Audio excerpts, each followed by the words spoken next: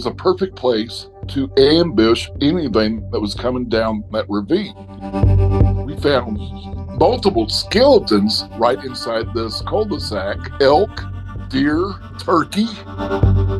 My name is Ron Boles.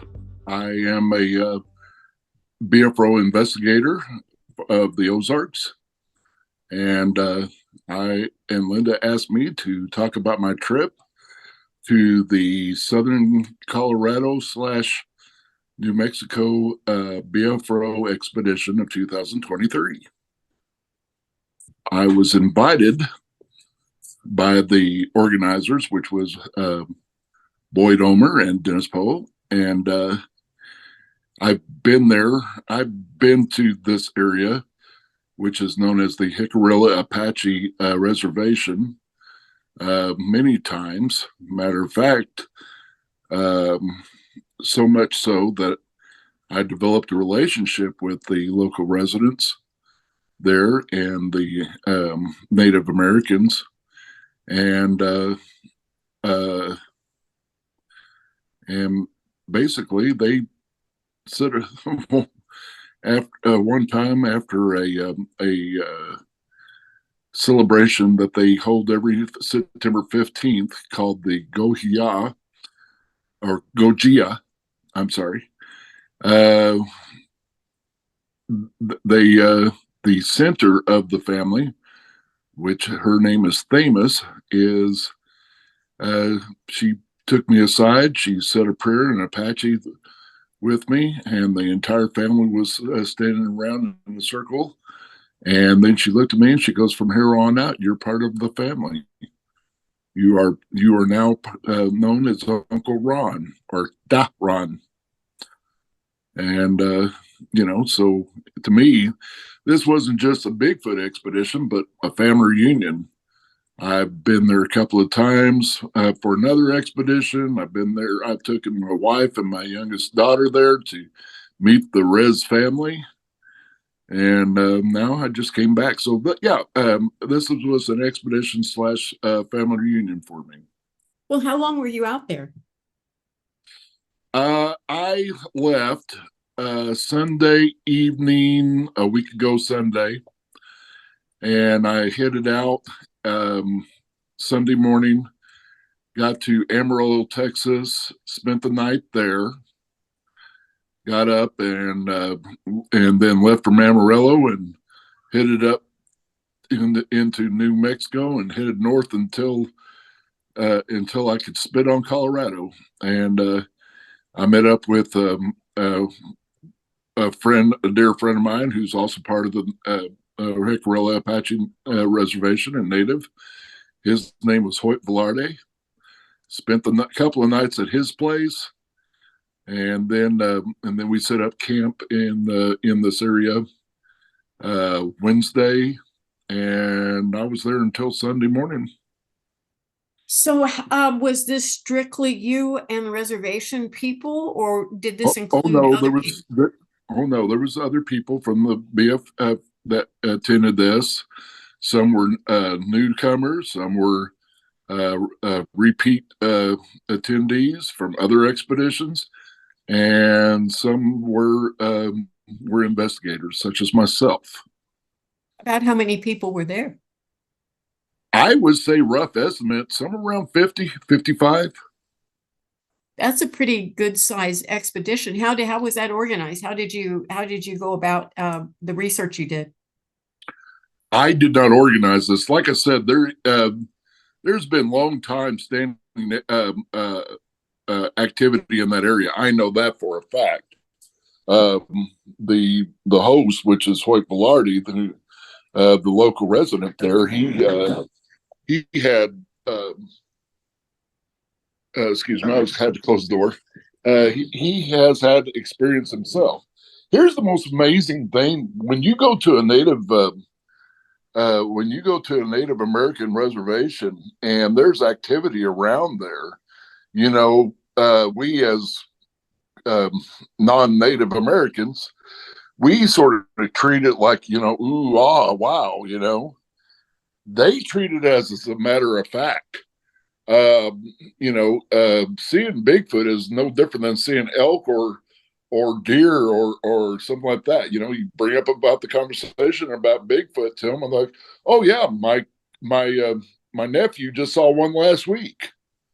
You know, so yeah, this area has been known to have activity throughout there, and it's a higher altitude area. We're talking, elevation of somewhere over 7,000 feet. So, you got to get used to the elevation, especially if you're from the lowlands like we are in Missouri, and it's a different climate too. I mean, there's like hardly any humidity there. Uh, I mean, after a cool night outside, you expect to come to your chairs or your tables and find dew on the tables and stuff. There was none. So, here it was, during the day when the sun's out, you're talking, low to mid 80s. But boy, when that sun comes down within an hour, you need to go get, a heavy shirt and jacket on, because it will drop down to lower 40s to high 30s Yeah, within a couple of hours. yeah, exactly. So what did you experience on this trip? What were the highlights? Well, Monday night, Hoyt says that, along with Boyd, Hoyt said that we needed to go out to where, base camp was, where they were going to set up a couple of teepees. And this is, when you set up the teepee and they take it very seriously. Um, while they're doing that, the elders, say a prayer, and we're setting up the teepees and stuff, and then we had Hoyt's nephew and his son sing a song, and they sing a song, and then right after they were done with the song, and the song was sort of a blessing and a welcoming to our friends of the forest. And right after that, Hoyt asked me to do a call, and I did a call. Whoop, and except a lot louder and longer. And then right after that, we got like three responses coming back from us, the south where we were standing. What did You they know, sound like? whoop. Were they howls, or did they mimic what you were saying? they they were howls like mine, except longer and more powerful. I mean, compared to a Squatch owl, I sound like a 9 pound weakling. But yeah, there was three of them. They were the south of us. I mean, I faced the north, but turned around and they were coming from the south of us, and there was more than one individual. That there was one, and then from the south, and then another one sort of southeast of us. And it there was two from the south, and then southeast there was one.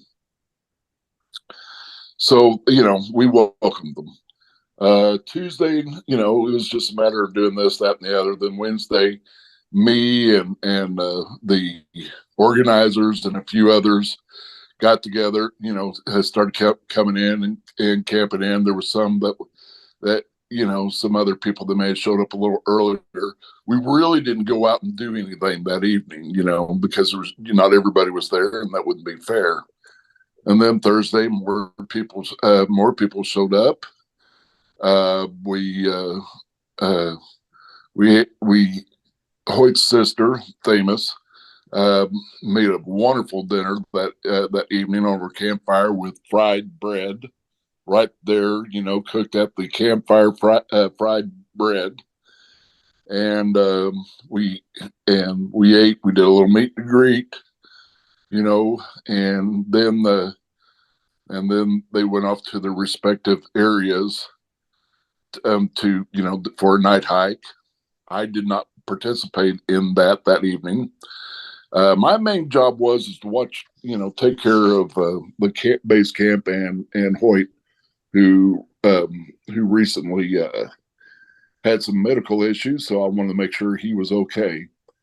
Now, I will say on Tuesday, Boyd and I went and checked out an area where Thamus and her husband Bill have, and they got some acreage right up against a mesa mountain.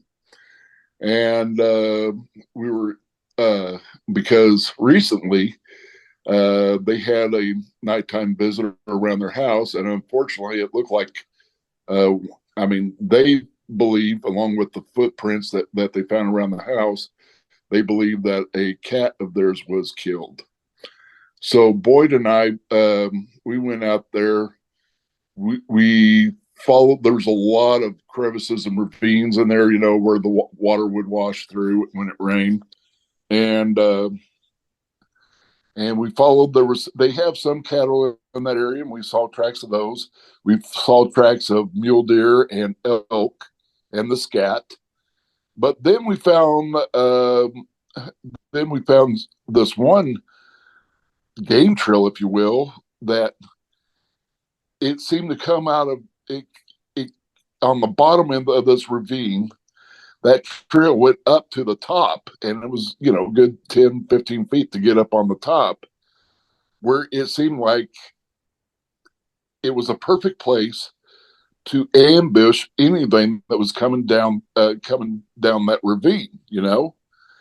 And we found what looked to be footprints going up that trail, and we thought that was pretty cool. Uh, we checked out this one area where you had to go back, and it sort of came to where the mesa came to sort of like a bowl, and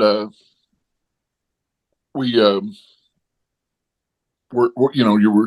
you're surrounded by trees. There's trees and grass, but you're surrounded by this rock cliff area, and it come to a bowl, if you will, sort of a cul-de-sac. And we found multiple skeletons right inside this cul-de-sac: elk, deer, turkey, and I believe even a cattle, and just all skeletal remains of these animals right in the center of this cul-de-sac. Now, Hoyt believed that it could have been winter kill because, during the winter, they get an enormous amount of snow. He said in that cul-de-sac, face, because the cul-de-sac is on the east side and the mouth of it is facing west, that the wind would blow drifts of snow to the point where there was almost 10 feet of snow in this cul-de-sac. And if animals get caught in that, they die of exposure. And we just found it odd that there was multiple skeletal remains of not just elk of one animal, but multiple.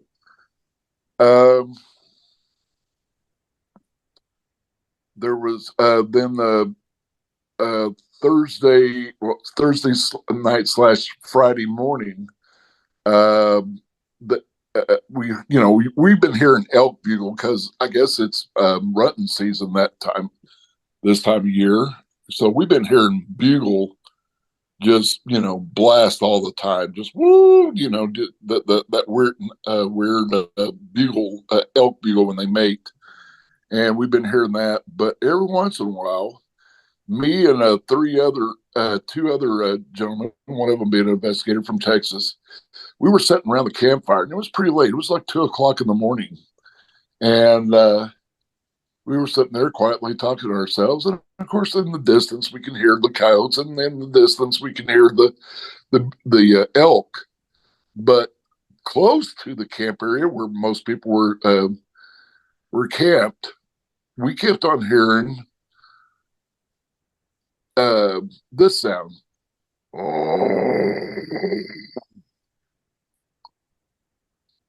A few minutes,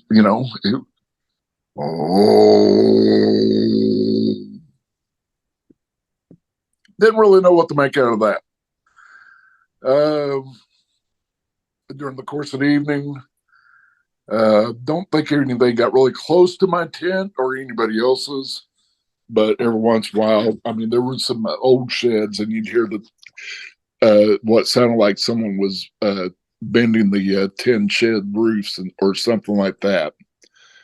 And every once in a while, some vocalizations and followed the following evenings. I mean, there wasn't nothing crashing down and boom and bam, but it was very, very interesting. And not mentioning the people the people that's never been there before, they got exposed to a new culture. The Hickarilla Apache, and got to be welcomed by their hospitality. And I'm telling you, these are the kindest, sweetest people you ever met in your life. And I am honored that they consider me family and cherish it just as much as I do. Well, yes, it sounds like it was a really wonderful experience. I saw some of the images that you posted on Facebook, and they just look like very dear people. Oh yeah, I mean, they're the sweetest, kindest people you ever met in your life. So you've been there before. Have you had any experiences in prior events on that location? Oh sure. About 5 years ago, um,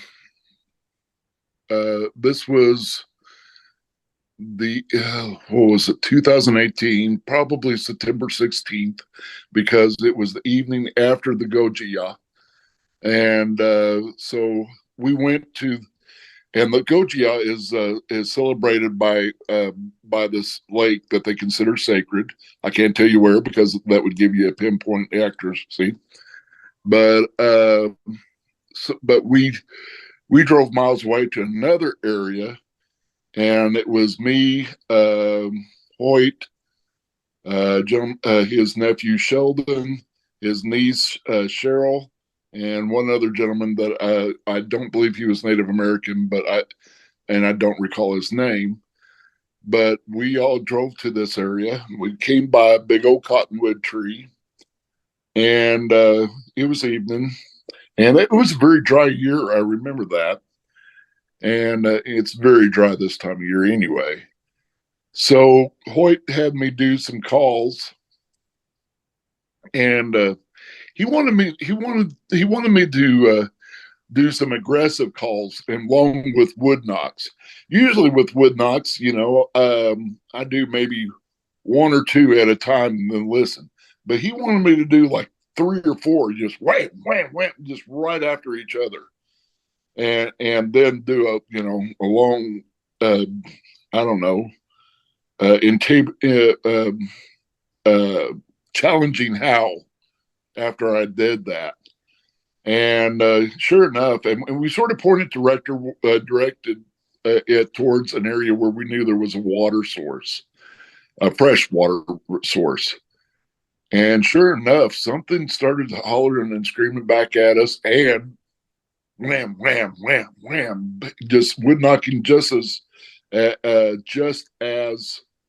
aggressively as I did there. Okay, I found that what was sort of special is that Sheldon, who's lived there all of his life, never heard wood knocks before. Hoyt has, but Hoyt's 70 something years old, and Sheldon's in his early to mid 30s. So we we listened for that and listened to that for a while, and it lasted good. The going back and forth lasted a good 10-15 minutes. And a lot of people say that's it. Hey, for Bigfoot sightings and experiences, 15 minutes, you might as well, that's forever for us.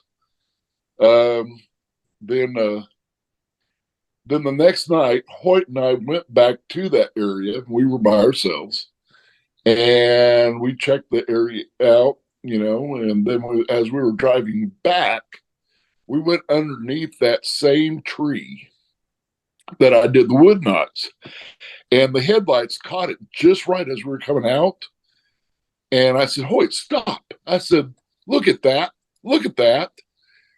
The tree that I was doing a wood knock on, using as a wood knock, the hit a piece of wood up against it, 8 feet up in the air, the bark was all just torn off of the trunk. I mean, just torn off the wood. And I said, that was not there last night. And he goes, no. And of course, you're talking, Hoyt knows this area like the back of his hand. He grew up there. And he goes, no, that was there, not there last night. So someone or something, in retaliation of the knocking and carrying on from the night before, did not express its dismay with me using it as an instrument of a wood knock by stripping practically all the bark off of that. And when I say a limb, I'm talking a branch of a tree. You got your main trunk, and then the big thick limb on the side, and 8 feet up in the air. Well, that's interesting. And nothing like that happened this time. Was there any structures or any kind of tree bark removal, anything that happened on this particular trip that mimicked that one? Not that I'm aware of. No. Now, there were a lot of people that were doing the hikes and going out for night searches. Is that right on this one? Correct. And they come back with reports of something they may have heard. One group was pretty convinced that they were being parallel walked. And we're talking some rough terrain here. We're talking, uphill both ways. And that was pretty interesting. Oh, and Thursday night, they had the Hoyt's nephew and 3 others, and they sang 3 songs, and while beating a drum to the campfire, and that was pretty cool. Yeah, that sounds like it was a really nature-oriented experience. Plus, you got to experience a lot of their culture too. Right. Well, is there anything else you can add to that?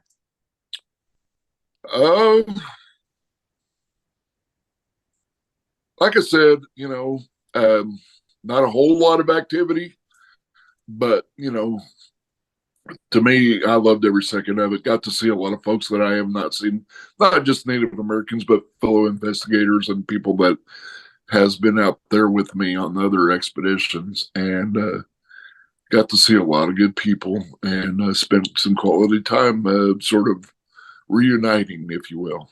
Exactly. Now, what is their belief of Bigfoot? What do those people, those natives, think Bigfoot is, and what are their legends and their stories about it?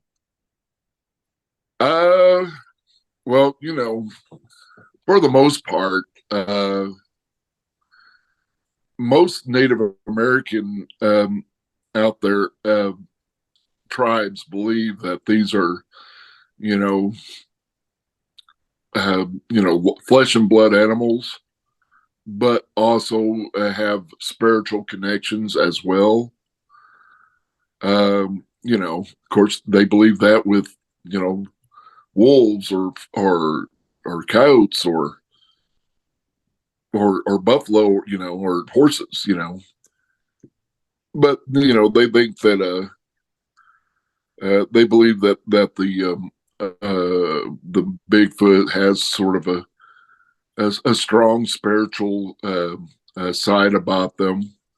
A lot of Native American tribes, and believe me, I've been on many reservations, not just Apache, but Cherokee and various others. And here's the commonality. See, this is what just absolutely blows my mind with some people say, why can't we be like the Native Americans and get along with these creatures as our friends? not all Native American tribes considered Bigfoot as a good thing. Matter of fact, some of them treat them as like a boogeyman that they tell their kids about to keep them behaved and make them come, make them come into the campfire at night. But the thing is, anytime there's a sighting, it's either considered a good omen, depending on the tribe, or a bad omen. Or, as one gentleman told me from a reservation from the Northeast, it always means this. Just and he looked at me and he goes, change. It always means change. And I thought that was interesting. But yeah, do they consider this a bad omen or an evil entity? No, they don't. They just, it's like any other, animal or spirit. You treat it with respect and high regard, and you won't have a problem too. Well, it sounds like some good advice. Yeah, I just did an interview the other day with someone who had been out that direction. I'm not sure exactly where they were, but there were some incidences where, where the people on the reservation really believed that Bigfoot was doing some, stealing some of their animals, and there were times when they felt like they were protective of them, and other times when they felt that there was a kind of an adversarial sort of relationship with them as well. So it was kind of all over the place. Right.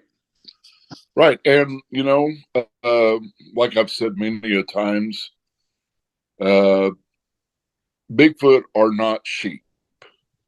They're not deer. You see one deer or you see one sheep and you see them all. There's not a lot of variation in their behavior. Bigfoots are individuals. And what their demeanor, their behavior, their day-to-day way of thinking is totally different from the next one. Now, if they're within the same family pod, then yeah, there may be some similarities. But even then, if you have the alpha male who's probably more aggressive than the lesser males or the females, then that's part of it. Or you have an alpha male that's very is not nearly as aggressive, but there may be a juvenile male that's under them, that's a little bit more explorative, if you will, foolhardy. And usually, by that time, a male will come in and put them in their place. I mean, I remember hearing the recording of this young lady that she was trying to entice a juvenile Bigfoot to come closer with treats, and you can hear the juvenile almost agitatingly being enticed to come closer because it was going, it was going,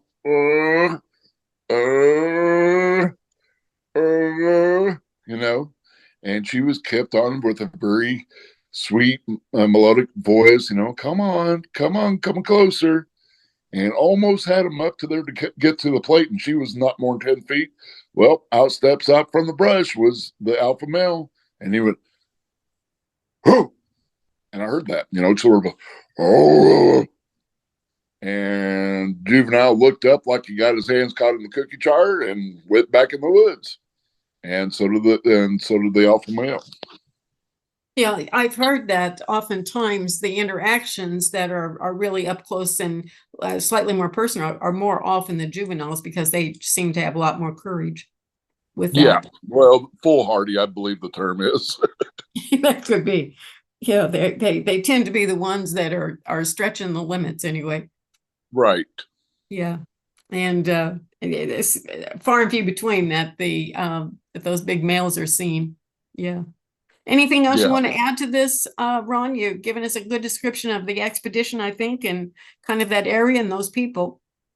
Well, I've always said that if you ever had a chance to go to a BFRO expedition, by all means, give it a try. Make some time, learn, and be ready to explore what's really, go explore that forest past the trees, because there's more to the forest than just the trees. Yes, and it sounds like you were in good company and had just a really, really great family reunion there. Oh yeah, I mean it was really great. I brought gifts for the family, and they gave gifts to me. One of them was from Sheldon, who is a renowned a Native American artist, and he gave me one of his uh, traditionally made clay bowls. I mean, he does not he does everything how the elders of old used to do it. There's a certain place where he gets the clay, he digs it out, he works it into a pliable where it's pliable, make bowls or cooking pots, and I mean, you know, a work of art, cooking pots that you can actually cook stew or what have you in it, and or bowls. And then in the traditional sense, he'll make these pots and stuff, and then he'll wood fire them, and sand them down, and where they're an actual piece of uh, uh, um, art, as far as I'm concerned, but actually usable. Yeah. And he gave me one of those bowls, um, and just a whole lot of love and hugs and honor. And like I said, I am honored to be part of that family. Yes. Yeah, well, it sounds like it. And glad you had a good trip. Glad you had a safe trip. And Oh yeah. until the next expedition, huh? Until I get to go in the woods and howl at the moon.